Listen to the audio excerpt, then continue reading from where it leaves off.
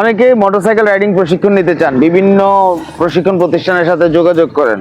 এখন একটা প্রশিক্ষণ প্রতিষ্ঠান স্মার্ট রাইডার বাংলাদেশের সবাইকে যে প্রশিক্ষণ করাতে পারবে এমন কোনো কথা নেই, কিন্তু আপনাকে তো বুঝতে হবে কোন জায়গাটা বেস্ট আপনার প্রশিক্ষণ নেওয়ার জন্য।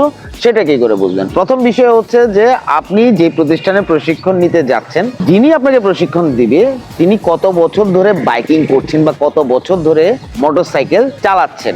কারণ হচ্ছে ওনার যদি নিজেরই চালানোর দীর্ঘ অভিজ্ঞতা না থাকে, ইন ডেপথে আপনাকে কিছু শেখাতে পারবে না। যে নিজেই কিছু জানে না সে আপনাকে কি শেখাবে? ইদানিং সময়ে প্রচুর পরিমাণে পঙ্গু প্রশিক্ষক বের হয়ে গেছে। পঙ্গু প্রশিক্ষক বলতে যেটা বোঝায়, আমরা ফেসবুক বা সোশ্যাল মিডিয়ায় দেখছি যে বেশিরভাগই ট্রেইনার মাত্র শিখে শেখানো শুরু করেছেন, এবং এই জিনিসটা সবচেয়ে ভয়াবহ একটা বিষয় হয়ে দাঁড়াবে ভবিষ্যতের জন্য।